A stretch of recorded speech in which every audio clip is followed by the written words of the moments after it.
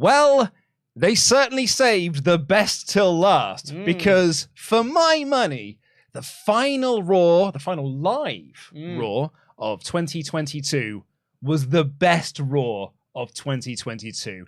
Hands down for me, the best Raw of the Triple H era, and it was down to one thing: wonderful, chaotic nonsense. This was so much fun. Oh my god, what an incredibly fun show this was. It was great. Attitude era levels of bonkers, chaotic nonsense. Great. And I am here for all of it. Absolutely. I am Luke Owen, DAD, your Jam That Champion. And I'm joined by, not my intangible co-host, but my Blackpool Content Club cohort, Chopper Pete Quinnell. Hi. Welcome to the WrestleTalk Podcast channel. Please, if this is your first time here, press the subscribe button, give us a little thumbs up button, and get your comments in down below if you're watching this on demand. Or if you're watching it live, head on over to WrestleTalk.com/support, and you can get your statement or comment read out on the air by these handsome little devils if you pay above the $5 level. None of your Canadian or Australian dollars or your Great British pounds. US dollars, please and thank you. And hey, if you're in the mood to click some links, why not click the link to Incogni, this episode's sponsor, because the internet is a dangerous place and it's stealing all of your data. Well, the internet as a whole isn't stealing your data, but there are companies that are buying up data and then they're selling that data onto other people. That could be things like your name, your date of birth, where you live, contact numbers, sexual preferences, your educational history. All sorts of things are being sold around because there are companies that like to mine things for data and then sell those on to other people. And Incogni is a way for you to protect yourself, because legally you can have all of your data removed from these databases, but to do so will take you years. So Incogni will do all the work for you. It's a fabulous service. We use it here in the WrestleTalk office, and the first 100 people to use the promo code WT Podcast in our link in the video description down below will get quite the discount. So go and check out that in the video description down below. We'll talk a little bit more about them a little bit later on. But first, Pete, can we celebrate this Christmas show, because this is our last live Raw for next year? There won't be a Raw podcast next week because there's not a Raw episode next week. It's a clip show. It's a clip show that is the best of WWE 2022. Yes. And to kind of mirror that, we'll be posting our Best of WrestleTalk 2022 clip show. So that will be going live next Tuesday instead of the Raw podcast, because there's no Raw review. But Pete, because this is our last one of the year, I'm going to put my title belt down. And I think you and I should have a little brewski. Hey. I've already opened mine. Okay, well, a bit of Foley work. Nice. Good job. Cheers. Cheers. Cheers. Merry Christmas. Merry Christmas. 2022 to all of you. Merry Christmas. Happy holidays and all that good gubbins. Merry Chrysler. Thank you so much for joining us here on the WrestleTalk podcast. So, delightful. Let me get myself a coaster. Right in the middle. Right in the shot. Yeah. Yep. I mean, I'm not advertising what it is. Right in the shot, Luke. What do you want me to purposefully put mine out of the shot? My laptop is there, Pete. Right I'm here. not going to put it right next to my laptop. You know what I'm like. That's true. I do know what you're like. I'm a clumsy bear. I'm a silly old bear. But anyway, happy holidays to all of you. And what a way to celebrate the happy holidays, as Pete puts his right next to mine for audio podcast listeners. You're welcome, headphone users. Almost disgusting. And what a way to celebrate and ring out the new year with a cracking episode of Monday Night Raw. I have had a lot of heat from the WrestleTalk viewership since Triple H took over, because I haven't really handed out 5 out of 5 episodes. I've been mostly 4 out of 5 along the way, because I've been like, these are very, very good shows. A lot of people are like, what's it going to take for this to be a 5 out of... Come on, Luke. Surely this week's a 5. Surely this week. It had one good match on it. Surely this week. And a lot of people often use the argument of, well, it's way better than it was before, which is undeniable. Absolutely. And this is why you don't always just hand out the 5 out of 5s, because then episodes like this come along that truly deserve the 5 out of 5. And this had a wonderful show-long storyline that was beautifully chaotic. It was so good. Yep. But do you know why this episode was a 5 out of 5? Realistically, the reason this was a 5 out of 5 was because the Bloodline was on it a lot. Oh, yeah. And the all over Bloodline it. are the best thing in WWE. But it wasn't just, oh, hey, the Bloodline are on the show. Because the Bloodline are on Raw every now and again. They were all over this Not show. as often as I would like, but they were, they are on the show. They have had matches. The Usos have had matches. Sami Zayn has had matches, this and another. But yeah, you're right. They were in broadly every segment on this show. Oh, it was good though, wasn't it? And it ties into what happened on SmackDown. So on SmackDown, Kevin Owens is announced that he's going to be teaming with John Cena to take on Roman Reigns and Sami Zayn. Owens and Zayn are in a match together. Oh, and John Cena's there and Roman's wrestling and everything. That sounds fun. Doesn't it? Oh, poor old Cultaholic as well. Put up their tweet that said 2022 will be the first year since 2001 that John Cena has not wrestled a match for WWE. They put that tweet up like 6 days ago. And then WWE pissed on all of their chips and ruined their very fun little factoid. Sure did. Because John Cena and Kevin Owens will team up together for the December 30th episode of SmackDown. Do you think that they just did that so they can have John Cena wrestle every year since, to ruin that factoid? Well, I mean, I can tell you this for free. So this was on Wrestling Observer Radio. Dave Meltzer and Brian Alvarez were talking about, are there any draws in wrestling anymore? Yeah. Often the argument has been that WWE doesn't have draws. The brand is the draw. And that's actually WWE's own argument. They don't want to push people to be draws because the company is the draw. John Cena announcement for being on that SmackDown has sold an extra 4,000 tickets to that show. It's a lot of tickets, Yeah. that. So if you're ever any questions, are there any draws in wrestling? Yeah, John Cena is one of them. So they announced that on SmackDown. So Roman Reigns, the mafia boss that he is, made a proclamation that the Bloodline are going to come to Raw and they're going to destroy Raw because Kevin Owens dared to step up to the Bloodline. So the Bloodline arrive and it's them filming things themselves. How it got to the production drop, I don't know. But it's, never, but I don't care. No. And they are filming themselves attacking. So Mustafa Ali is laid out. Later on in the show, Elias has been laid out with a guitar. Andre Chase from NXT was laid out. And they have to explain, it's he was here to wrestle on main event, which is, I now care about main events. What a wonderful angle this is. It's just good continuity, that. And later on, who else? Oh, Cedric Alexander. Dolph Ziggler. Dolph Ziggler's laid out. And Kathy Kelly was like, Dolph, what happened? I'm like, Kathy, you've been here all night, mate. What do you think happened? I fell over. You big dunderhead. People are laid out. What happened, Dolph? Well, it wasn't Austin Theory, was it? No. It was the band. And Dolph's like, it was the Bloodline. The Bloodline happened. And then there was a match, which we'll get into a little bit later on, which was the OC versus Alpha Academy. And after that match, the Bloodline come down and lay out the OC. Sami Zayn and AJ Styles brawl a little bit more, and that sets up a match between those two. And that had some Solo Sikoa stuff in there as well. So it's all, this was the Bloodline systematically destroying Raw in almost every single segment. And this was literally during a tag match, which I believe was OC versus Alpha Academy. Alpha Academy. Or was it Judgment Day versus Street Profits? One of the two.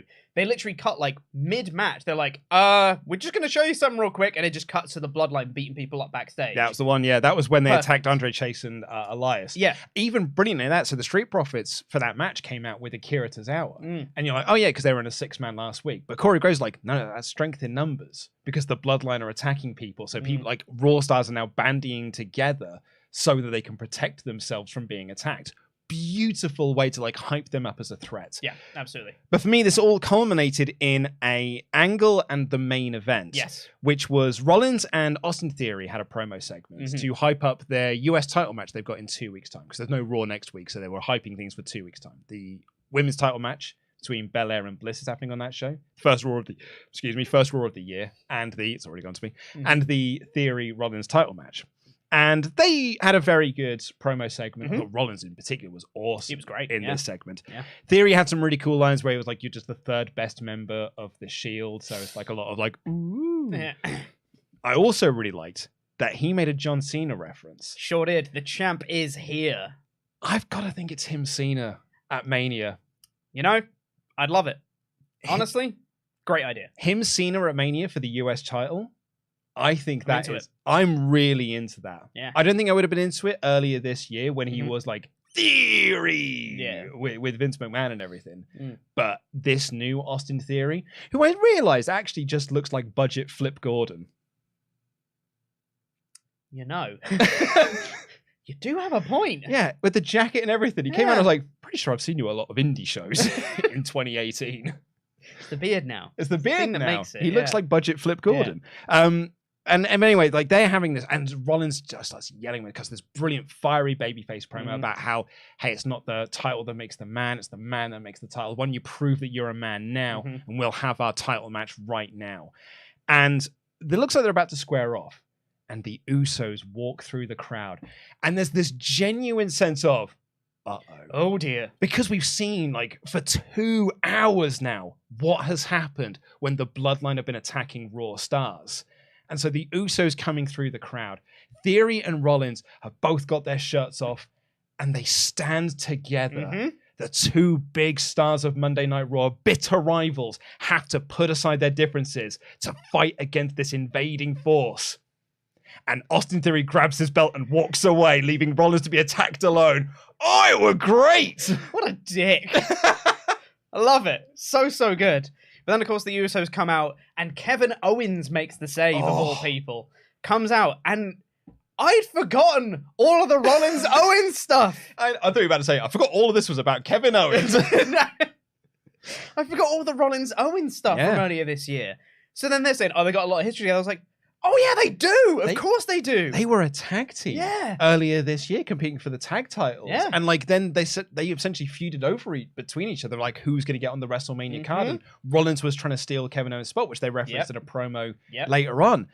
And so like Kevin Owens comes out to make the save. Huge pop for KO making the save. Him and Rollins fight them off, stand side by side. And Rollins just says, are you thinking what I'm thinking? I'm like, yeah, let's have a tag team match. And Adam Pearce and the security guards trying to break this all up. And Pearce like, yeah, you got it.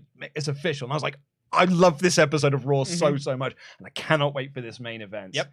And that main event was the Usos versus Owens and Rollins. My only complaint about this is it was only 10 minutes. Yeah. I could have watched another 10. I could have watched another 15 of these 4 working together. Yeah. It shows how stacked this episode of Raw was, where it didn't have enough time. Well, you say the 4 of them, because then out comes Solo Sikoa, and you go, oh man, okay, this is going to get crazy. And then the OC come out, and they start brawling, and then Austin Theory's there, and I was like, oh my god, everybody's here, this is so much fun! And so chaotic. It was just the most chaotic ending to the show. Okay, I have one other, not complaint, it's not even a nitpick, it's just something I thought was really funny. Kevin Owens is hitting Jay, and he says, and this is a direct quote, "Where's Sami Uso, huh? Where's your dog, Sami Uso?" And Kevin Patrick on commentary said, Kevin Owens really wants Roman Reigns.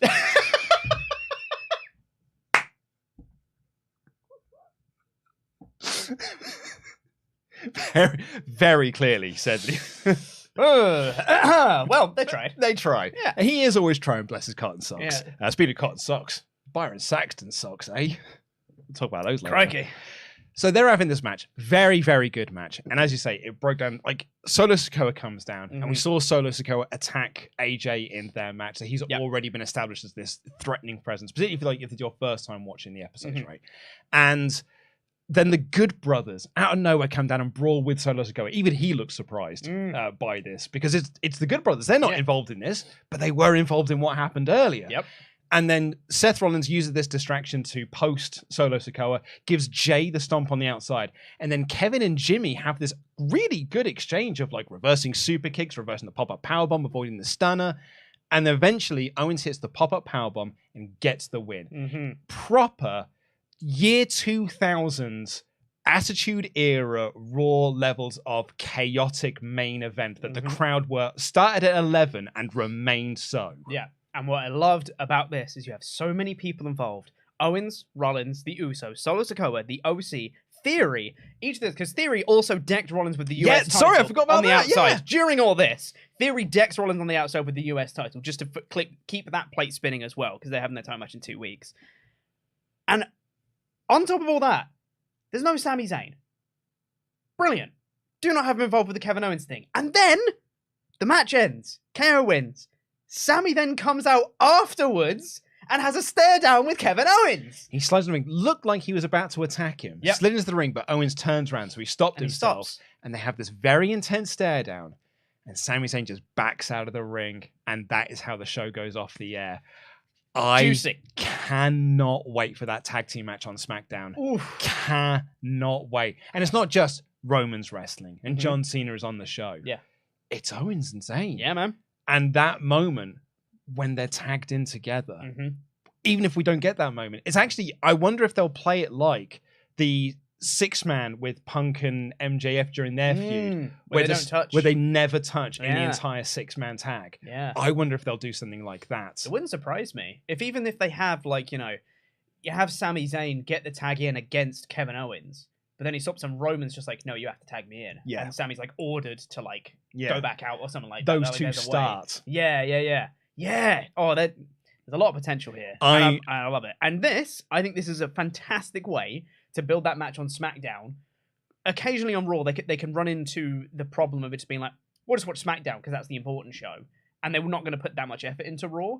This was a fantastic way to further that feud and build hype for that show without making Raw feel unimportant. This still felt important. That's the key to it, because we have had episodes of Raw in the past that have just felt like long adverts for SmackDown. And it's been one of my big issues I've had with Raw over the last couple of months, is that it doesn't feel important because all the important stuff is happening on SmackDown. Yeah. And it's not just the Bloodline are over there. Bray's there as well. And like Ronda is there. So it feels like all of the top stars that WWE is super and hyper focused on are on the 2-hour show on Fridays. And this 3-hour show here is sort of just got the dregs of the things they're not interested in. Yeah. But this is one of those episodes of Raw where, yeah, it was there to promote SmackDown, but Raw itself still felt like, well, if you didn't watch Raw, you missed out on all of this. That means you'll miss out on this context for when you get to SmackDown. Absolutely, yeah. And this is a very, very small thing. I don't know if this was intentional or not, but this is something that I'm going to say is intentional, and I'm going to love them for it. Spoilers, earlier in the night when it's Sami Zayn versus AJ Styles, Sami Zayn wins a match with the Blue Thunder Bomb. His finisher, the Haluva Kick, was not used. It was the Blue Thunder Bomb. In the main event, Owens did not use the Stunner. He used the Pop-Up Powerbomb, which these days is a signature move. Both Sami and KO won with their signature moves, not their finishers. Did they intend for that to happen? I don't know, but it's a nice parallel, and I love it. I mean, maybe. I mean, Owens has been winning more and more with the pop-up powerbomb since Triple H came, since Triple H took over. Details, don't care. I cannot talk about how good. I can't talk enough about how good this was, and how this whole show. The great thing about this is, for the first time in a while, Raw did not drag. It really didn't. It flew by because every hour was something new with the Bloodline. And it's not even just like, oh, all the Bloodline stuff was really, really great. Yeah.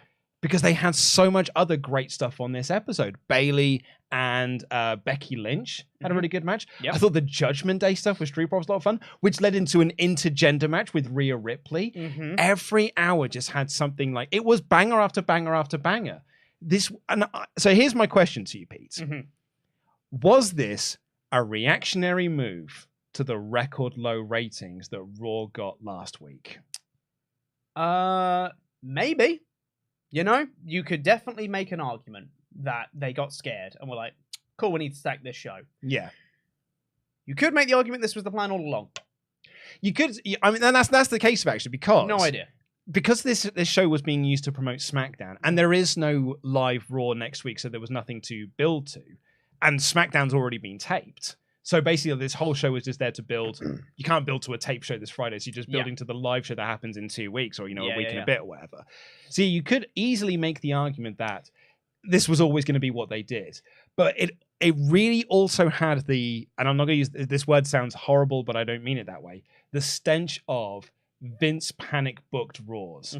When WWE in the Vince era used to have really bad ratings, or they would have really bad investors calls or something, they would then do mad chaotic nonsense on Raw the following week as Vince and the writing crew just threw everything to the wall to see what stuck.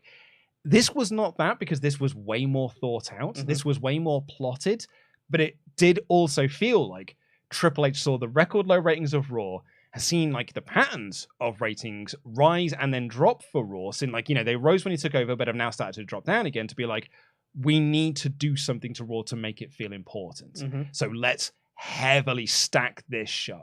I think it's going to be interesting to watch SmackDown this week, because I think that will let us know a little bit more, because that's the pre-taped episode, right? They taped it last week. The SmackDown. So if they reference stuff in like live promos in the ring where they're talking about what happened on Raw this week, I think there's a good chance that this was planned. This was something that they thought about before that taping. If it's just like the commentary with like VO dubs being like, and if you missed it on Monday, this thing happened, it's like, maybe not. I think there probably just will be like some recap things with Michael Cole and Wade Barrett going into the recording booth to be like, look at this chaotic scenes that happened on Raw to build to the match that's on next week's SmackDown. Yes. But even do you know what? And I said this in my edited review. Even if this was just a reactionary move to record low ratings, I don't mind. This was great. This is great television. Yeah. Like, that's sometimes some of the best episodes of Raw. And when I say best, I mean in a bad way. During the Vince era, you know, Retribution came off the back of record low ratings and a bad investors call. His name is Slapjack. His name is Slapjack. And sure, it wasn't good, but now we have more of a sane mind in the booking, you know, leading the creative. Yeah. So instead of having a Retribution, it's more like okay. What are people interested in? What can we do? I think the only thing that really would have solidified to me that there's a reactionary move if Bray Wyatt was on the show. Like, yeah, that's fair. If Bray was on the show, I'd be like, 100% this is a panic thing. He was mentioned. He was mentioned, but like by name, specifically. In fairness, you know, like the Alexa stuff is tied to him. So I think that is fair. Yeah. What do you think? When you let us know in the live chat or in the comments if you're watching this on VOD, do you think this was a reactionary move or do you think this was Triple H's plan all along? Either way, let's get into your Ultra Chat on this topic. A bunch of fun. Oh, Pete, I had so much fun with this episode of Raw. I cannot tell you. I couldn't believe it, but when I got towards the main event, I was like, wait, this is the main event? Yeah. Oh my God, we're at the end of the show already? And it was a quick match. I was like, oh my God, this show has absolutely flown by. It's funny as well, because when it got into the Austin Theory Rollins segment, I was like, all right, cool. And then this will lead into the Bayley, Bayley, Becky Lynch main event. And I was like, man, this episode has flown by. Yeah. And there was still like, and then they made the main event and I was like, crikey, there's even more to this episode of Raw. Oh man, such a great episode. This is one of those weeks where I would say, because I know people watch these podcasts or watch the edited review to get a recap of what happened without watching the show. Go out your way to watch this episode of Raw. It's great. This was proper chaotic fun. And you can tell how much fun this episode was. And this isn't just like anecdotal. This is almost like it's not opinion, it's counting. Episodes of Raw recently, in the last few months, we get a good number of Ultra Chats in, like a decent number of Ultra Chats in. It's nothing compared to the Thunderdome era of Raw when things were so bad that people had to get their opinions and talk about how bad the show was. Yeah. But we rarely get like huge amounts of Ultra Chats in about like the main topic or, you know, anything related to the show. It's usually like 2 or 3 about the main topic, 2 or 3 about something else on the show, and then a couple of just like in-joke based ones, right? Like, you know, maybe 10. Episodes of wrestling that are like this, where it's got everybody buzzing and everyone talking, that's when you get loads of Ultra Chats in. And we have got loads of Ultra Chats in about this topic. So this is, again, it's just, I don't want to like, no, I won't go into this, but this was a great episode of Raw. And I think everyone is in very much agreement. This is the best episode of the year.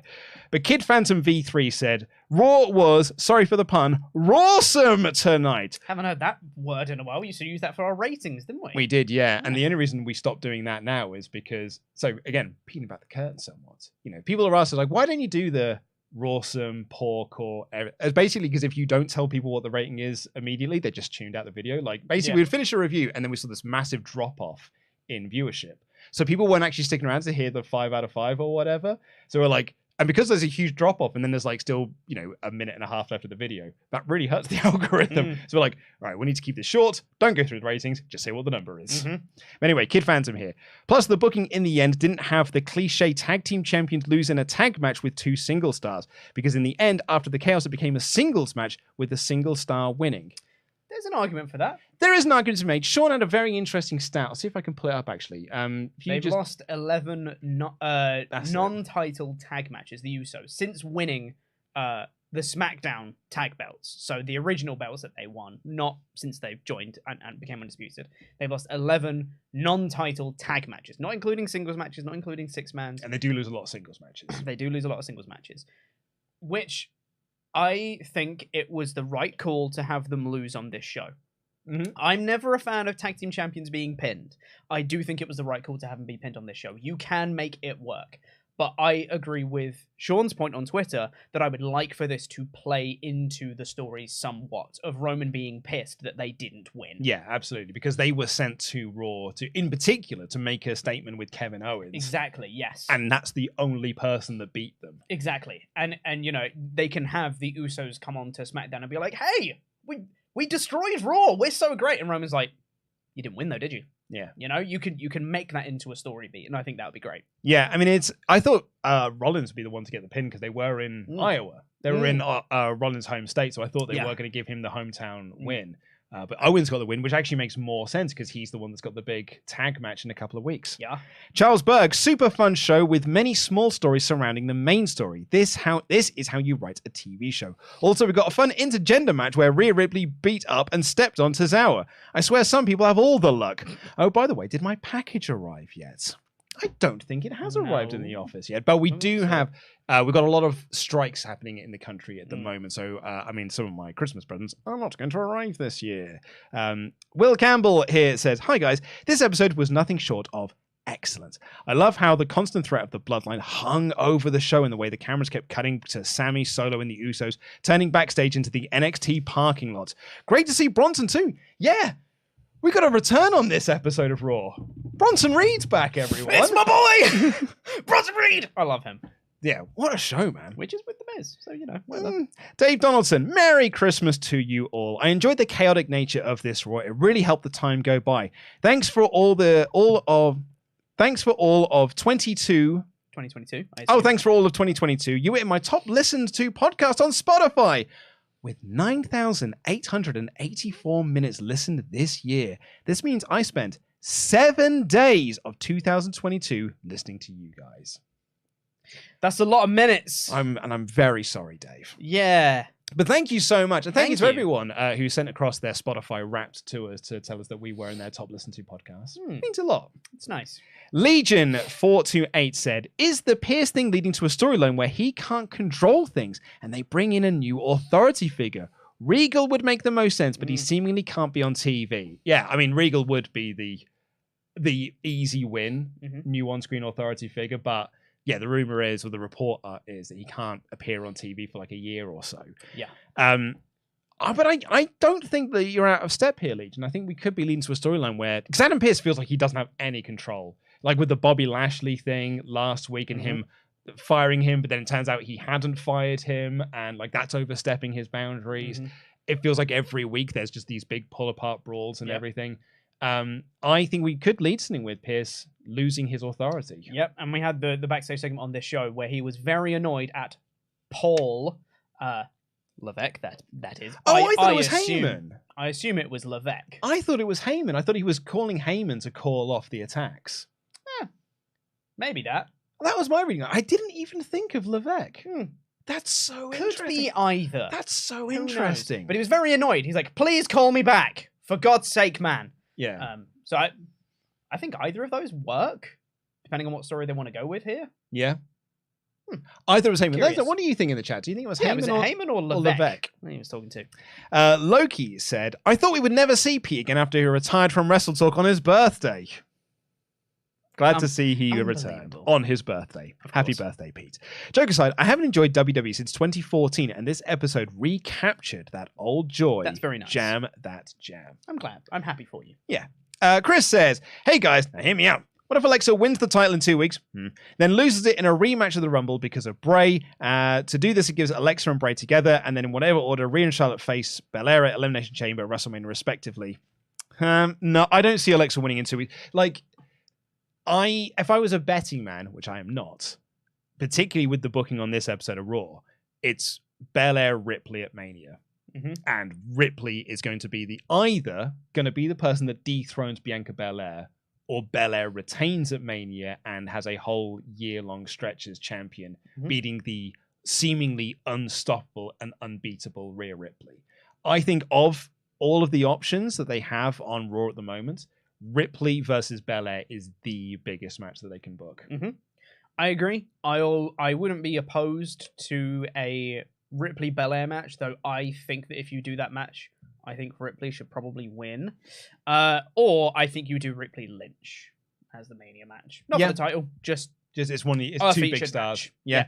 I mean, they sort of teased that in War Games, didn't they? Absolutely, and they've had the stare down on Raw. I think it was on Raw. Yes, they. Oh yeah, and what a stare down it was. Oh, it was great, wasn't it? It's very long. I would also say you can skip out the step where Alexa wins the championship. You can just have Bray cost her the shot against Belair, and then you have the Alexa Bray thing. Absolutely, you don't need to have her. You don't need to have her win and then lose it at Rumble. I think it convolutes the story. I think her just having the belt for a couple of weeks and then losing it is actually very counterproductive. Also, I don't think it makes any storyline sense for Brave to then make her lose the title. Yeah, I don't think that's very good, unfortunately. Yeah, a lot of people in the chat think it was Heyman. That makes sense. By the way, the reasoning I saw, someone I do apologize, I missed who it was.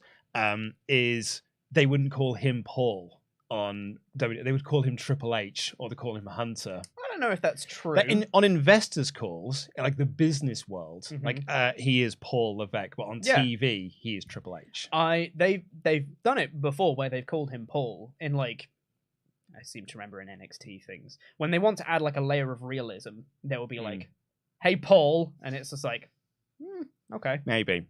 One watcher says, it was nice seeing Jonah back, but the lack of reaction was disappointing, and it feels like an issue with quite a few returns we've seen this year. Have WWE crowds become too casual at this point, or is it because of Raw being 3 hours long?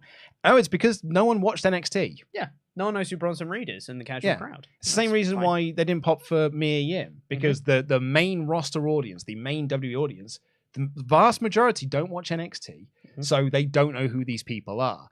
So you give them these big, this happened in AEW a handful of times as well, when they would bring in indie names that didn't have, have the Dark Order.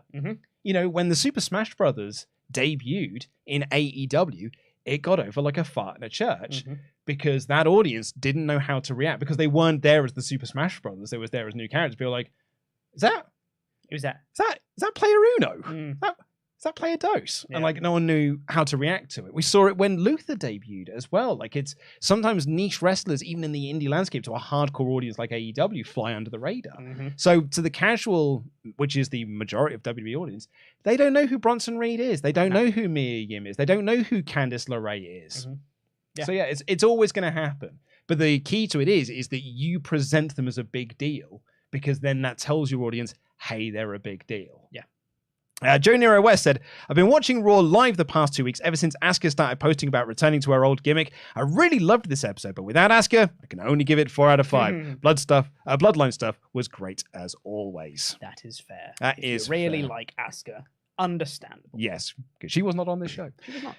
Right, let's get into the rest of this show. Please continue to get in your Ultra Chats at WrestleTalk.com/support. But oh, wait. There's another link you can click there, which is for this episode's sponsor, Incogni. And the first 100 people to use our promo code WT Podcast will get a discount at the checkout. We all use Incogni in the office here. It's a great way to stay safe online and make sure that your data is protected. It's your legal right to have your data removed from databases that are sort of mining your data and then selling that onto other companies, or then sell it onto other companies, or use it to do cold calls, spam emails, fraud, and all this sort of stuff. You can legally have your data removed from there, but to do so will take you legit years to trawl through and go through the legal process of doing it. Incogni does all the work for you. You get a little email from them, basically like, we've got these disputes ongoing, we've cleared these disputes, you've been removed from X amount of databases. And it really is like a reassuring thing, because online's a scary place. And this is a great way to feel a bit safer when you're posting things online. Yep. 100%. So use our promo code WT Podcast and you get a discount at checkout, but it is for the first 100 people. And considering there are 1,200 people watching this stream live, best get in quick. So the show opened with Universal Heavyweight Champion Paul Heyman introducing Roman Reigns. It's funny because he was the one who was holding the belts. Yes, no, I got it. Yeah, thanks, mate. Yep.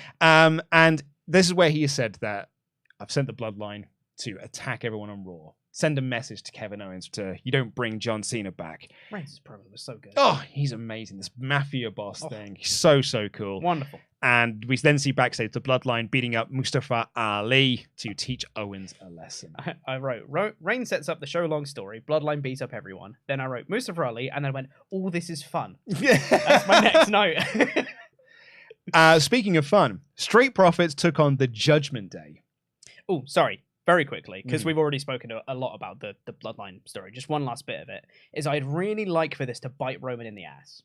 I'd really like for that the locker room that he's beaten up to stand together and to cost Roman and Sami the match against John Cena and Kevin Owens. And then you can have other bloodline interference, but the locker room that they beat up on this show come in and wipe out the bloodline and distract Sami so he can get pinned by Cena or whatever. I like that. I think that would be cool. I could certainly see Seth, OC, a couple of these lads, maybe Mustafa Ali showing up on SmackDown. Absolutely. Like brawling with the Usos and Solo Sikoa around ringside. Exactly. I think they will make that match feel very chaotic. I think that would be cool. Oh, can't wait for it. Street Profits were out with Akira Tozawa because they had the 6-man last week, and also Akira Tozawa is sort of feuding with the Judgment Day, and Judgment Day is sort of feuding with the Street Profits, and they show some backstage footage. Like, they cut backstage early in the match to show the Bloodline attacking Andre Chase and Elias. And, oh man, Priest going on a rampage and just decking everyone. So good. He's so... I said this before. When did the Judgment Day become the coolest thing? I don't get the change that they've gone under, because their change really isn't that drastic. They still have the same presentation that they did before. They're just so much cooler now. It's less spooky nonsense. Less spooky nonsense. They're not winning by purple light. They're not just like appearing backstage to attack AJ Styles. I forgot that match ended via purple light in an ad break. They're just a group of lads. And like, it's not in a bad way as well. They're a group of lads who feel like they're the main attraction on Raw, and they are a stable that look out for each other. And are, like, they are high tides raising all ships, and like they are raising Dominic Mysterio up. And so I as a group, I just think they work so well. Speaking of Dominic Mysterio, he looks like such a dickhead. It's so good. Yeah. On the entrance, when, you know, they have the dark lights and then the spotlight opens of the four of them standing on stage, you're like, Dominic. He was wearing sunglasses. In the spotlight. He looks like such a knob. Well, he has to wear the sunglasses. He got misted last week, so his eyes are hurt. Yeah. Oh, it's great. And then, if things couldn't get any worse for Dominic Mysterio, Akira Tozawa went to throw a drink from the red cup into Rhea Ripley's face, and she moved out of the way, and it hit Dominic in his already injured eyes. And the commentary were going at such lengths to be like, "That's not water in there." And I'm like, "No, it's pretty sure it's water, though." It's very clear. Yeah. Unless it's vodka. That's it. I read some of my editor reviews like, I don't think Akira Tozawa is just drinking gin neat. It's just him there with a gin and tonic. Elderflower. No, it was water. But that caused enough of a distraction for the Street Profits to pick up the win. Really, really enjoyed that match. Some great spots in this one as well. Like Priest hitting this huge huge sit-out chokeslam that he does. South of Heaven. And then Montez Ford doing the frog splash crossbody combo because Priest was half sitting on the floor. Wonderful spot. Yeah, it was like Loved a high fly float. It was so good. Exactly, it's great. And then... like this episode, I was already like at a fever pitch with this episode because the Bloodline on it, they're attacking people backstage. But I was like, oh my God, this already feels amazing. And then you had a really fun tag match. And then Rhea Ripley, standing up for her sub, Dominic Mysterio, stormed up to Akira Tozawa and challenges him to a match right now. Yes. And I thought, well, that's not going to happen. We come back from an ad break. And it's Rhea Ripley versus Akira Tozawa. And Tozawa wouldn't hit Ripley because of morals. Really, it's WWE rules. And I thought they were going to build to a suplex spot where Akira Tozawa was eventually going to hit the suplex on Rhea Ripley, but they didn't. Akira Tozawa didn't do any offensive moves on her whatsoever. He did like a Hurricane Rana, and I think that was it. That was pretty much about it. Yeah. And Rhea Ripley won with the Riptide after some schmoz distractions with the Street Profits and Judgment Day on the outside. Yeah, he missed the senton and Ripley capitalized. Yeah. But for me, like, the point of the match was not for Akira Tozawa to get some offensive moves in on Rhea Ripley. Would have been cool, though, wouldn't it? The point of this was for Rhea Ripley to have a dominant win over a man, which Corey Graves could not stop talking about on commentary. He was like, oh my God, she's just beaten a man because they're doing that build of Rhea Ripley. Surely for her to face Belair for Mania. I would have preferred if Corey Graves didn't do that. You understand that she's beaten a man. You don't have to have Corey Graves be like, that's a grown man! She's beaten a man! It's like, have you seen the size of her? She'd beat up most men. Yeah, I'm pretty sure it's not that crazy, Corey. Also, I'm pretty sure I saw Lita beat Dean Malenko in 2000. Yeah. Champagne Dean! So yeah, I thought this whole segment was a lot of fun. I've just written in my notes here. It's great. This rules in all caps. It's great. We've got a recap of Bobby Lashley getting fired last week. However, it was revealed on social media, just after we posted up our Raw review, no less, that he hasn't fired him. He overstepped the mark and he didn't mean to say it and he takes it back. But I think he's still suspended because he wasn't on this show. And Kathy Kelly was trying to interview Adam Pearce while he was on the phone to Paul. And he says that Bobby will be back soon. We just got to try and figure things out. And then MVP walked up. He sure did, didn't he? And MVP wanted to have a chat with Adam Pearce. But then referee showed up to call Pearce away because there's more chaos happening with the bloodline. And MVP specifically said about Bobby Lashley. So, am I reaching here I've said this in my review, am I reaching here? Is this a Bobby Lashley? Is this a Hurt Business reunion? Oh, please. I think it might be a Hurt Business reunion. Because do you know what Triple H loves? Factions. Yeah. Oh, Triple H loves a faction though, doesn't he? Yeah. If they can find some way to just kind of brush the whole MVP and Omos turning on Lashley weird thing that happened, if they just brush that under the rug and just be like, MVP and Lashley, I'll be like, all right, cool. I'm in. That's fine. Triple H has undone everything else from the Vince era. He may as well undo that as well. Just a nice command-Z. Just like, we'll get rid of that, shall we? Yeah, exactly. I would love MVP and Lashley back together, especially now that Lashley's a heel again. I think reuniting the Hurt Business will be absolutely the best for him. It'll be the best for the Hurt Business. It would be great. And immediately after that, Cedric Alexander's beaten up backstage. Sure was. Along with Dolph Ziggler, who tells Kathy Kelly that it was the bloodline. Dolph Ziggler, the fourth member of the Hurt Business. We got the Good Brothers versus Alpha Academy. This crowd, for whatever reason, were massively into Otis. They really wanted Otis. They didn't care about any of the other three. Nah. Not Chad Gable, not Luke Gallows, not Carl Anderson. Otis, on the other hand, Otis. We want Otis. I was like... And I went to Wikipedia, I was like, is he from Des Moines? Yeah. He's not. No. He's from Minnesota. But this crowd, for whatever reason, massively into Otis. I also really enjoyed that on their entries, because it was the holiday episode of Raw, and they had all like trees and presents lining up the stage and stuff. When Otis came out, he just knocked over a tree. Just because he can. Just came out and just knocked one over to Number one guy. It's so good. Love this act. I don't like the fact that they lose all the time, but hey. Me neither. And I was genuinely, and I said this in my review, genuinely slightly concerned because we saw AJ beat Chad this week, and then there was part of me that was like, I guess maybe Alpha Academy will beat them this week, and that's just the this little mini feud of 50-50 booking. Then the Good Brothers just beat them clean, and I was like, oh man, like where's this going? Like, is it going? Well, that's what I was thinking. That was genuinely my concern. I was like, man, the OC just feels so directionless at the moment. They just feel like they've got nothing going on since the Judgment Day feud ended. And then the Bloodline attacked them. And I was like, oh, that's what's next for them. It's the OC versus the Bloodline. Oh, I can get on board for that. That's kind of cool. Isn't it just, though? I like it. The only thing that would have got me harder would have been if they'd have attacked the Judgment Day. Yeah. Oh, Bloodline versus Judgment Day. That'd be cool. Dominic Mysterio versus Roman Reigns. Rhea Ripley squaring up to Solo Sikoa. Like, that's the number one feud for next year. That's so good. I'd love Sami Zayn cowering away from Rhea Ripley. That would be so much fun. Cowering behind Solo Sikoa. Yeah. Oh, that'd be great. While Dominic Mysterio cowers behind Rhea Ripley. That's so good. Bloodline Judgment Day. Sami Zayn is Solo Sikoa's sub. That's canon now. That is canon. I love it. It's my feud for next year. It's the one that I want.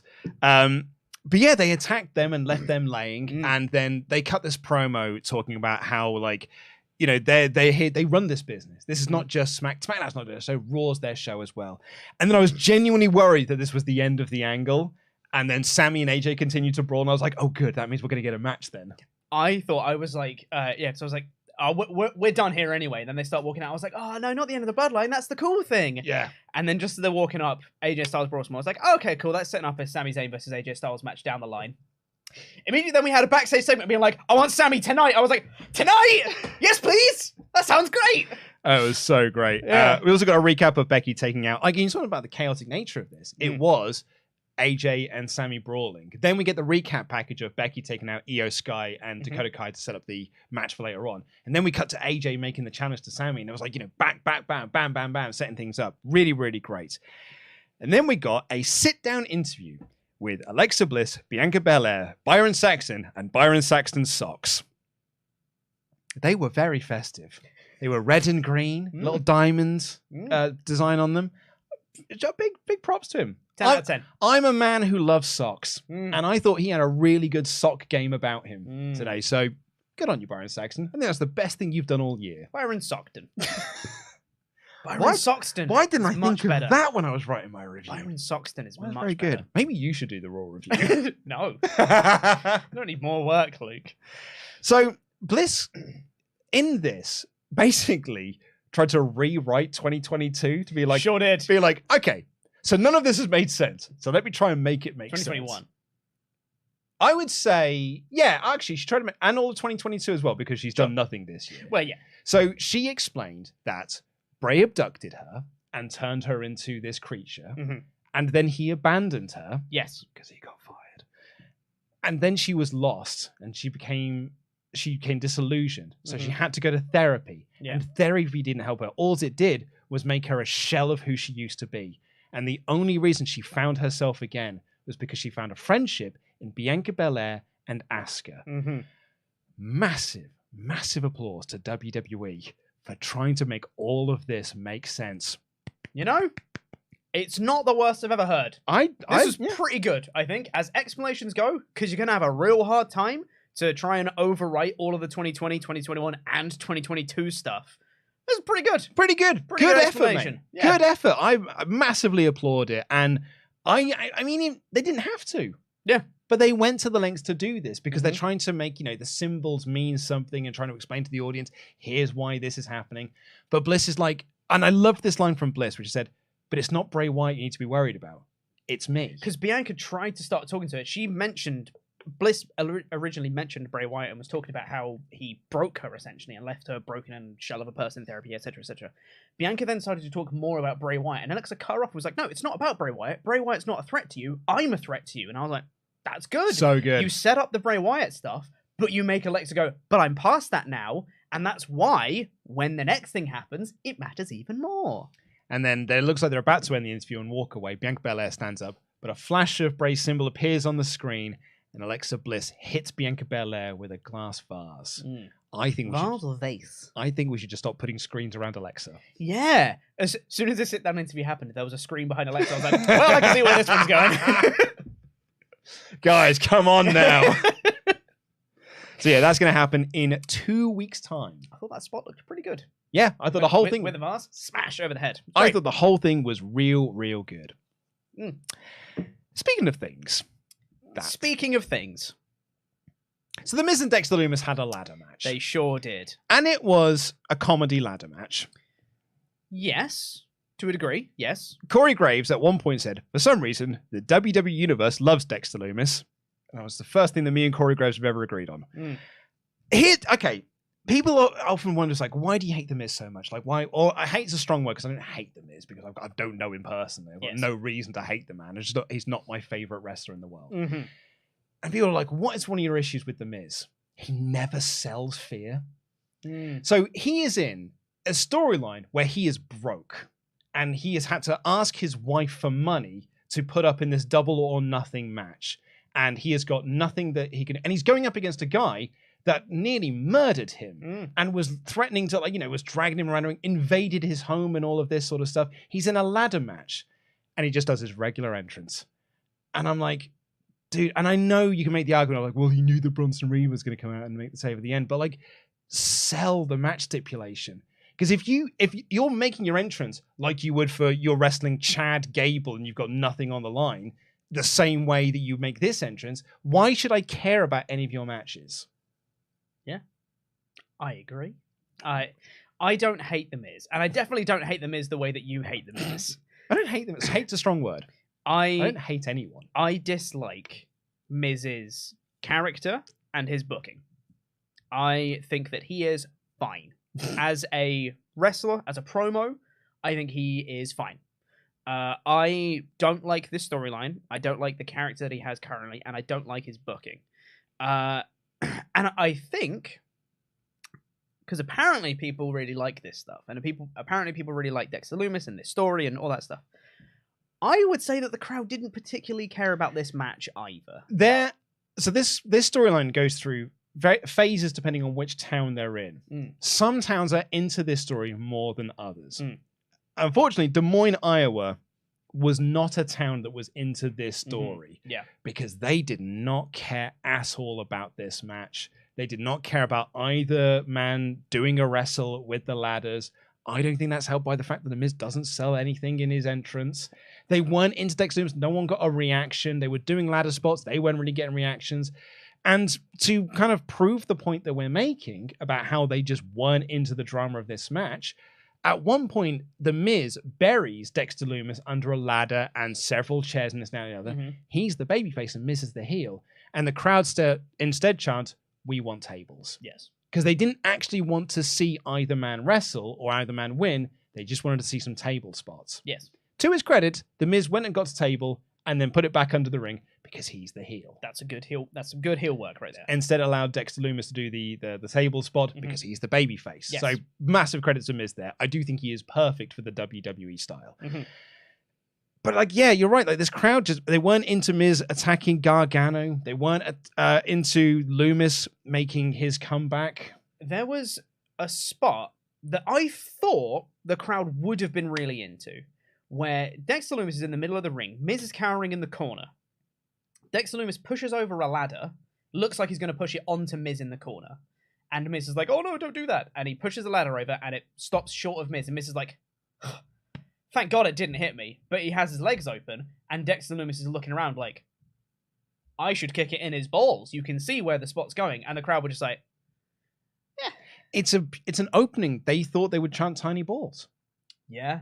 Or just like cheer and get excited for the ball kick to Miz. Yeah. And they didn't really care. It felt like this was a crowd that hasn't been watching Raw on a weekly basis. But none of them really felt like they were into this storyline. Yeah. And in the end, Dexter Lumis had the match won, and Miz was unable to stop him.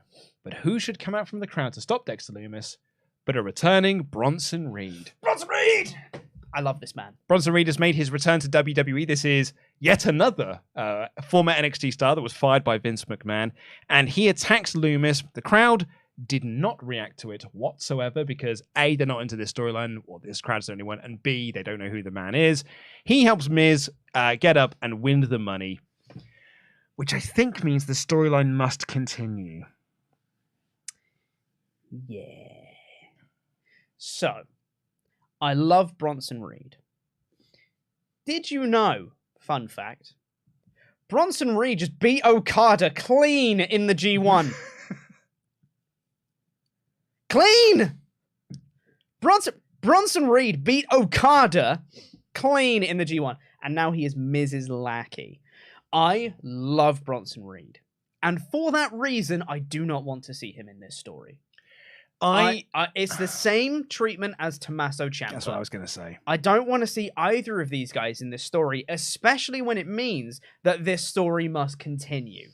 I wonder if, and this is actually a very typical WWE thing, they have misunderstood Bryan Danielson's popularity and that he got over with the WWE crowd because they hated that he was the Miz's rookie in NXT.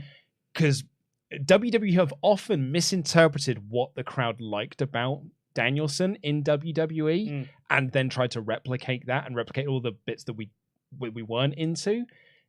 I felt like that's what they were doing with Ciampa. Putting him with The Miz just riles up the internet mark so they get more heat on The Miz and doing big Bucky O'Hare ears for podcast listeners. Maybe they just think the same thing will happen with Bronson Reed. But it didn't really happen with Ciampa, and I don't think it's going to happen with Reed either. I wouldn't hate it if Reed comes in, gets paid by The Miz, and he says, "You won the money, you pay me," and then Reed is never seen with Miz again. He's like, "Cool, I'm here, I got paid, I'm off to do my next thing." Or he turns his back on The Miz immediately. He's like, "Cool, you give me money? Sweet, I'm out." I'd like that as well. Like, That's fine. if it just spins off into a Reed Lumis feud Sure. with Miz moving away. But I do feel, and I think you made this point, I think we're heading to a mixed gender tag match at the Royal Rumble or so, Miz and Maurice versus the Garganos, or even now as a 6-person, and it's Miz, Maurice, and Bronson Reed versus the Garganos and Lumis. Yeah. I don't want that. I think they're going to be keeping Gargano with Lumis. Oh, yeah. Because I think they're going to have Indy Hartwell come in as well Also and surprise redo me. the way.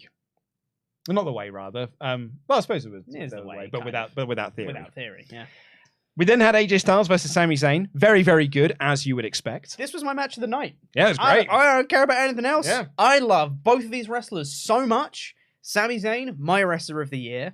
AJ Styles, one of my favorite wrestlers of all time. Not Ollie's favorite. Not Not Ollie's wrestler of the year. Not Ollie's wrestler of the year. I love the way that both of these guys wrestle. And I've missed like main event caliber Sami Zayn for so long that when he busts out this spike brain buster, I'm like, yes! Sami Zayn! I've missed this man! Yeah. Oh, I loved this match so much. This is one of those performances that I think really disproves the argument. Oh, Sammy's only gotten over in the last 6 months, and it's all just been promos. It's nothing to do with his wrestling. Mm-hmm. I think that is a completely wrong perspective. Yeah. Because he's just been having great matches on TV. Really, really great matches on TV. Borderline every week as well. And he really showing, like, Kevin Owens, one of his first promos after he did the prize fighter, I'm now being the prize fighter again in the Triple H era, had that promo. It was like, Sammy's one of the best wrestlers on the planet. In fact, I think he said Sami is the best wrestler on the planet. Yeah. And we need to remind people of that. And it feels like we have been doing a lot of that, reminding people that Sami Zayn's a darn good wrestler. And I think they're playing this so well because they're not undermining the kind of cowardly, strategic Sami Zayn, the strategist Sami Zayn character of him kind of like almost forgetting that he's one of the best wrestlers in the world, but they're doing the rehabilitation and showcasing that here's a little bit more of Sami Zayn being an amazing wrestler. Here's a little bit more of Sami Zayn being an amazing wrestler. So when we finally cut the ties with Sami Zayn in the Bloodline, if they're going to do that, and we have a huge Sami versus Roman match, Sami versus Jay match, Sami and Kevin Owens versus the Usos match, whatever it may be, you can put Sami Zayn into that spot and have it not feel forced. You can have Sami Zayn legitimately challenge Roman Reigns at, like, toe-to-toe as a great wrestler, and it won't feel forced because you're giving him performances like this. Yeah, absolutely. I thought it was a really, really fun match. And you mentioned earlier, Solo Sikoa interfered, hit the Samoan spike on AJ Styles, and then Sami Zayn won with the Blue Thunderbomb. I genuinely think that is the first time I've ever seen Sami Zayn win with the Blue Thunderbomb. I had to remove this from my review because it was going way too long already. But I really like the fact that he won with one of his secondary moves. It's like when Danielson first came into AEW and won with a bunch of different submission moves and stuff to basically let you as the audience know, oh, he can end you in multiple different ways. I like it when guys win with their secondary moves because it puts over the secondary move as much as, and it makes them, that means it can be a good near fall. Exactly. We then had the Rollins promo that we discussed earlier, and then Becky cut this promo, but it wasn't with Kathy Kelly. It wasn't with Byron Saxton. It was a tracking shot. It was the camera walking backwards through a hallway as Becky Lynch was walking towards it. I think that's tracking. Yeah. And she just cut this promo on Bayley, talking about, hey, you got damage control with you. You can bring them with you if you want. We can do this 3-on-1, 1-on-1. I don't really care. I'm going to beat you up either way. But it was a really reminiscent of the way they used to do NXT promos. Of everyone had a different way of promos being done. You know, everyone had like own different area of NXT to do their promos in, or Tyler Breeze had always done on his cell phone and things like that. That's what this reminded me of. It's a different way of doing a promo. And actually, it just made me listen more. Because a lot of times when wrestlers, and my guest at this time, Becky Lynch, you just sort of tune out. This really did make, I listened to every word she said. And it was a really good promo. Really good promo. Her saying that, like, the best version of Bayley is a solo act. You can surround yourself with these people if you want, but we all know that the best Bayley is when you're by yourself. Yeah. So bring it and we'll do it 1-on-1. If you want to bring your like to do it 3-on-1, that's fine, I'll still win. But you should really think about being, like, a solo act again, because you're great and you know it. It's great. Unfortunately, Becky was wrong, because this was 3-on-1 and she lost. Like, what a stacked episode of Raw this is. Bayley and Becky having their first match on TV in 4 years, and they had a great match to work really, really well together. Like, just going out there to show why they're two of the best at this game. And in the end, the ref catches Bayley cheating. So that stops an illegal pin. So that causes some distraction with the rest of Damage Control. And Dakota Kai gets in the ring, and Becky brawls with her a little bit. Bayley hits Becky with one of the monitors basically with an iPad from the commentary table, then hit the Rose Plant for the win. Sets up future matches between them, so I'm very happy about that. I thought this was a great little match. Yeah, very fun. And for me, honestly, a surprising result. I mean, it's unsurprising in that they're going to do more matches between the two of them. But yeah, you're right. Like, I thought Becky was It feels like an upset, is what I'd say. Yeah, I think so. I mean, Bayley needs it as well. Oh yeah, for sure. Really, considering Bayley's lost quite a lot. Much needed victory, I think, for her. We then got a recap of all the Bloodline stuff on the show. And then the last thing we get to talk about is Rollins and Owens' promo they had before the match. Now, you were watching this in the office earlier, and you paused it just to tell Tempest what happened in the promo segment. It was very funny. I liked that they referenced their own continuity of them being a tag team and Rollins trying to steal a spot, and Owens reminding Rollins, like, you tried to steal my Mania spot. And he's like, what? Not me. I didn't do that. And he was saying, you wore a really nice jacket. Rollins was saying, it was a very nice jacket. He goes, see, it was you. And Rollins goes, gah. And they said, look, all of that's in the past. It's not about that right now. It's not about me and you. It's about making the Bloodline pay. And it's about beating up the Bloodline. And I think me and you, we can do that well together, all right? And Rollins goes, cool, we're on the same page. And he goes, and walks off. And Kevin Owens is like, as it's fading out to go to the next segment, Kevin Owens just goes, still got that laugh, huh? Yeah, I mean, Kevin Owens didn't show Elias this courtesy. No. Kevin Owens was like, no. Yeah. Not you. Oh, that Kevin Owens promo with Elias was so funny. Just him just being completely speechless, being like, walking off and coming back and just... walking off again. Brilliant. I thought this was really, really fun. Owens and Rollins, is there a good reminder of like, oh yeah, they were a really good tag act earlier in this year. Probably the best thing going in WWE at the time. Yeah, well, I mean, RK Bro were really hot at that true. point as well, because that's who they were feuding with, and that was really, really fun stuff. So yeah, I thought it was absolutely tremendous stuff, and then it led to that really, really fun main event. As I said, like, my only quibble with the main event is it's only 10 minutes. Yeah. I could have gone longer with all that with all of the madness afterwards as well. Holy heckins, what a fun episode of Raw. Yeah. Genuinely, the only thing that I didn't really like was the Dexter Lumis Miz match, and that even had the debut of the return of Bronson Reed, and I love Bronson Reed, so not really anything that bad on the show. No, I they worked hard at what they did. They did. It really had a couple of good spots. For me, the Lumis Miz match, like, it's just the crowd weren't into it, and I think that really hurt the match. And because, like, I'm personally not into it either, I think that hurts it even more. Like, if you're really into this storyline, a dead crowd probably isn't going to hurt your enjoyment that much. But if you're like me and you're already a little bit sort of step back from it, a dead crowd only makes you step back further from it. Yeah. But, I think they worked hard, and had the debut or the return in there as well. So thumbs up all round. Go out of your way to watch this episode of Raw. I had a ball. Great time. Do you know who else has a good time? Our Patreon backers over at WrestleTalk.com. Nope. Over at Patreon.com. Go to Wrestle.com. But also go to Patreon.com/WrestleTalk, where you get access to our weekly podcast content. Because it's Wednesday, you know what that means. It's a brand new podcast on your RSS feed from Patreon. Already this month, we've had the mailbag go up. We had behind the scenes, me, you, and Ollie talking about the behind the scenes stuff. Tales from the Christmas party that you and I could not go to. And the Christmas special as well, which will go out on Christmas Day. So there's a lot of fun stuff in the behind the scenes. And then tomorrow, it will be WrestleTalk After Dark. Which was filmed immediately before the Christmas special. Which means the Tempest had been drinking from about 10 a.m. Yeah. And I believe it is Tempest, Laurie, Sullivan, and editor Terry. I believe that's the lineup. What a lineup? Yeah. A rare Laurie appearance on After Dark. It is, isn't it? Yeah. I mean, it's very rare. Yeah, it's a very rare Laurie appearance because he was down for the Christmas party and everything. And it's always fun when Terry is on a show. Absolutely. Terry's wonderful. But if you are one of our $25 and above Patreon Pledgehammers, you get your name read out on the show. Like these fine folks, Reese Cook, what the Rock is smelling. Great name. Daylight Robbery, Rob James. Have you got the Hall of Fame music? Oh, sorry. Hacksaw's best friend, Rob Wood.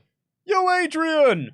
Rocky. Ross Pooper, Scooper, Cooper. Rue the Day, Rory O'Brien Kelly. The man with the scoops, Sean. The movie Luke has never seen, Selena. Just going to put it out there, not many people in the UK have seen that movie. Here's why. Simon Dormer. The Pharaoh, Stephen Mazzaferro. The Incredible Tarzo. And finally, for this Hall of Fame class of the 20th of December 2022, keep rolling, the Rick Petch. Thank you all so much for being Patreon Pledgehammers over at patreon.com/WrestleTalk. Right, let's get into the rest of your Ultrachats before we wrap this episode up. And boy, howdy, have you got some things to say about this show? Crikey! People have got some things to say about this show. Thank you all so much. Goodness me. Taylor Pencer. Hi, guys. I'll actually be at the Tampa show. It's my first ever wrestling event. To your point about Cena moving tickets, I bought mine 2 weeks before he was announced for $30. The lowest price in my section, just hours after he was announced, was $170. Someone DM'd me on Twitter as well to be like, that's outrageous. The prices that they're at now are stupid. Like, yeah, it kind of is. Cena is a draw. I told the story to Tempest while we were going to get our lunch earlier today. I went to a house show in, I'm going to say 2016. It might have been 2015, actually, thinking about it. It was the house show loop that Rollins got injured on. And we blew out his knee. Because my friend then went to the house show that was directly the night after that. And his main event was Kane versus The Big Show in 2015. And they had to panic fly over Dean Ambrose and Kevin Owens to do a main event instead. So thankfully we got that one instead for the show that we went to. But there were loads of kids in John Cena t-shirts. Excited to see John Cena. John Cena was not on the show.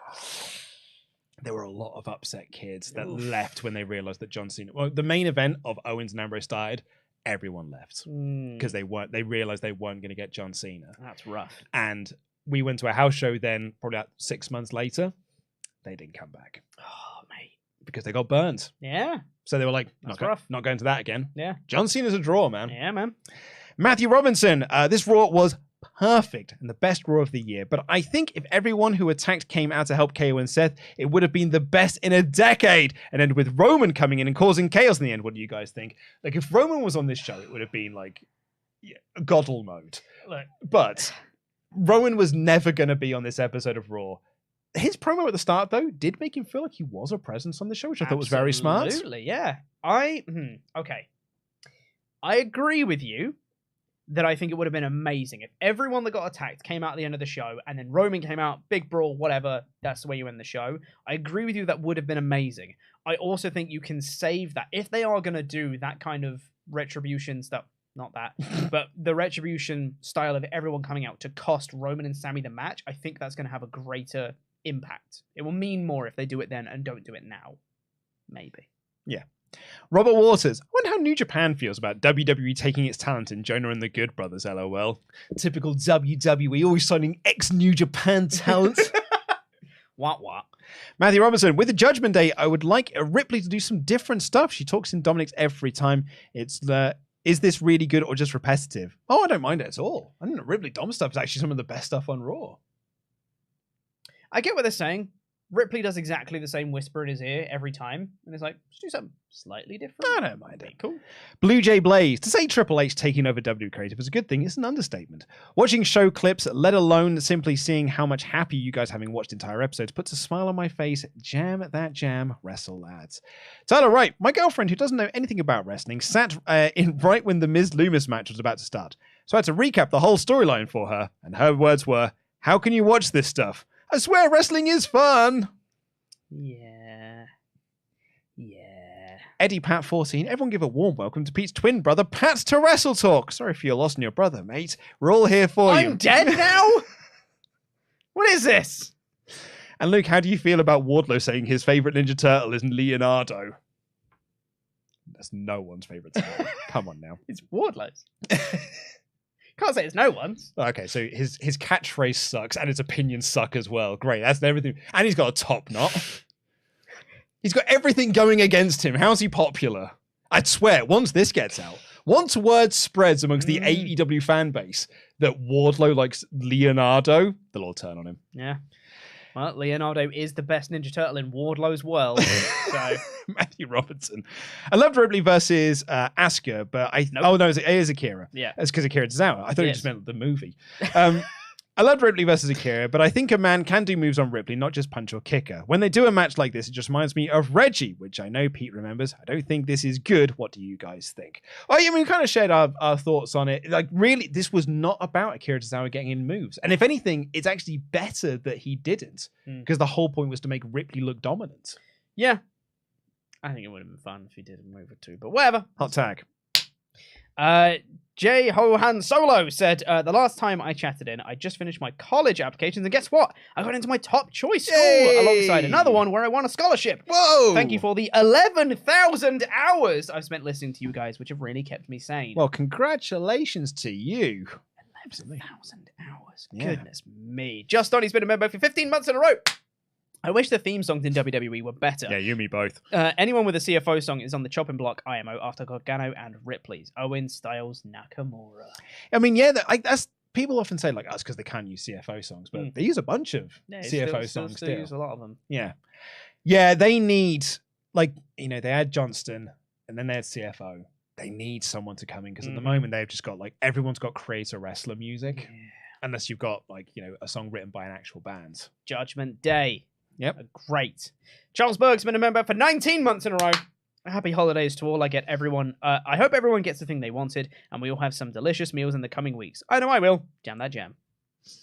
Carlos Mendoza said, Luke, did you listen to the new Proto Men song? The serendipity of the Monday Night War episode dropping 2 days after the new Proto Men song. Lull. I want to say I feel like I willed it into existence because the free version of that, or the early access version, would have dropped before the new Proto Men song came out. So I feel like I willed it into existence. That sounds about right. Yeah. Go listen to the Proto Men, everyone. If you're like, who are the Proto Men? And you're sitting there thinking like, do you know what I need in my life? I need a rock opera band that will do a whole concept album about the story of Mega Man. If you're thinking that, if you're sat there right now, go check out the Proto Men. Act 1, I think, is a bit rough, but Act 2, The Father of Death, is muy bueno good. Betty Boy 004 said, congratulations to Name Redacted for winning the Monday Night War. Looking forward to a potential Season 3. By the way, Luke, the Injury Rehab 3 card instantly gets a wrestler back without a week off. I don't think it does. I don't think it does either. It told me... It's kind of spoilers. Go and get into it. So... go to patreon.com/WrestleTalk if you want the early access for the finale of Monday Night War Season 2. And thank you to everyone who has as well. Loads more backers joining us for the final episode. Thank you so much, everyone. Really do appreciate it. Where do we get to? Hannah Winter said, Merry Christmas, Luke and Pete, and all the WrestleTalk peeps. Also, happy birthday for Sunday, Pete. I know it's tough having a birthday on Christmas Day. Also, happy birthday. I can't believe this gimmick has come back all of a sudden. What do you mean, come back? It never left. I feel like we had a real downturn in people wishing you a happy birthday, but all of a sudden it feels like every other chat is wishing you a happy birthday. It's because we've had another meme come up of Pete leaving WrestleTalk. Yeah. And now people have just joined both. So now it's just all of them have just come back together again. So you're saying that the one Pete left WrestleTalk reminded me, was like, oh, hey, we used to do we used to do that thing. We used to do the other fun gimmick. Do you remember that Twitter account? Is it Pete's birthday? Still exists. It still tweets every day. This was a great Raw. LIW for life. And jam that cranberry jam. Well, that's festive. Festive. Like it. J0FL has been a member for 9 months in a row.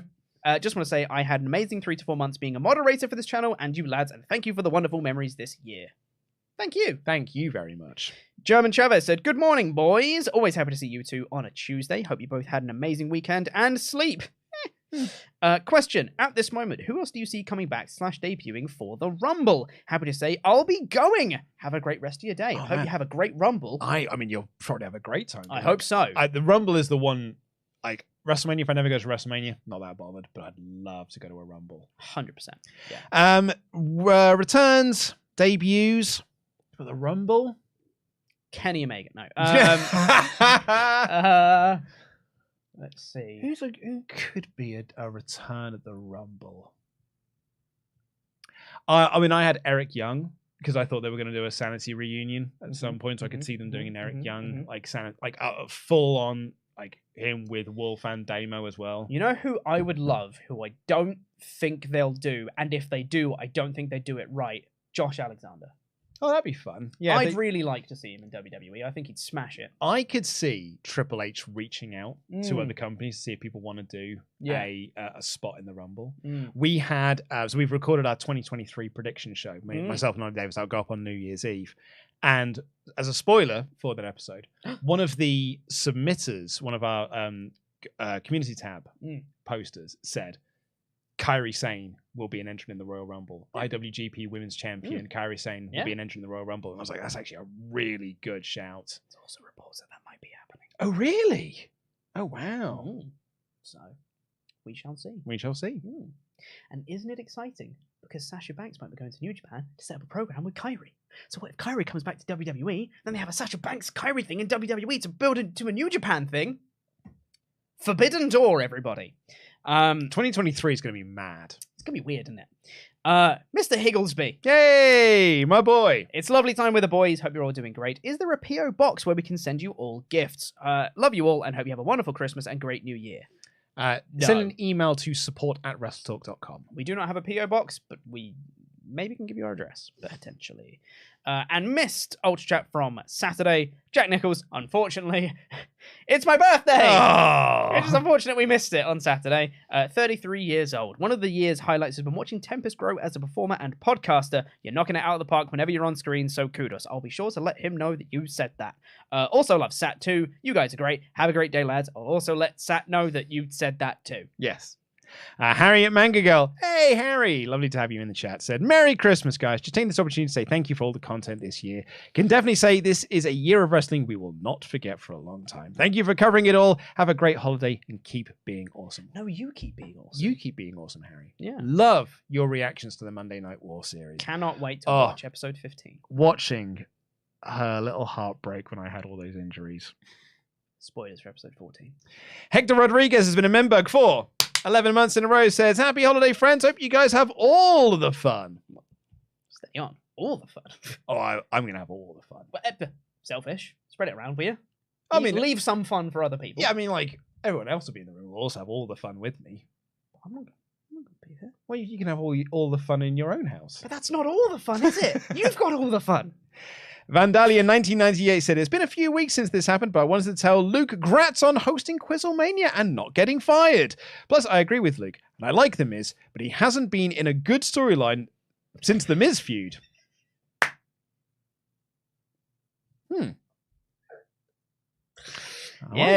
Miz hasn't been in a good storyline since the Miz feud. It's true. Yeah, it's right. Yeah, it's true. Yeah. No, I agree. All that May 19th stuff. And Miz came out in a mask. It's Miz versus Mizdow, I think. I think that's the feud. Maybe that is what Vandalia was going for. Was there hasn't been in a good storyline since the Mizdow feud. Which, to be fair, they dropped. It should have been way better than it was. Yeah. I still think that the Miz's last good year, where he was genuinely like, oh yeah, no, he is really good, was 2016. Absolutely. But as a reminder, that was 6 years ago. Mm-hmm. And I'd also argue that was probably about 2-3 months. It's actually, people think, oh, what a great year. No, it was a handful of weeks. Yeah. Like that promo on Talking Smack and the Dolph match, very, very close together. Yeah. And lastly, for now, I believe Stephen Costa, who's been a member for 8 months in a row, says, Merry Christmas, lads. Thanks you for every laugh you guys have given me. Let's get you lads on NRB and play some board games. Jam that jam. You guys rock. Oh, if only. But unfortunately, we weren't in crap comedy shows with Adam, so we're not allowed to be on the channel, I guess.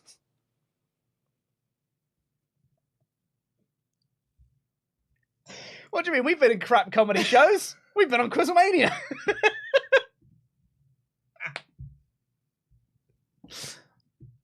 I didn't know Sullivan pre-2020, so I'm not allowed to be on the show. Yeah, so, exactly, yeah. If we're not Sullivan's mate, then we don't get to be on the Rosebud. Anyway, thank you all so much for watching. Please do check out this episode's sponsor, Incogni. The first 100 people to use our promo code WT Podcast will get a wonderful discount at the checkout. And if you are new here and you haven't done already, please do press the subscribe button. Press that little thumbs up button as well. We love each and every one of you. Share this around with your friends. Helps us in the algorithm and all of that good jazz. There will be no live Raw podcast next week, but we'll be back tomorrow with the best matches of 2022, We'll be live on Thursday with the AEW Dynamite review. Then it will be the best pay-per-views of 2022.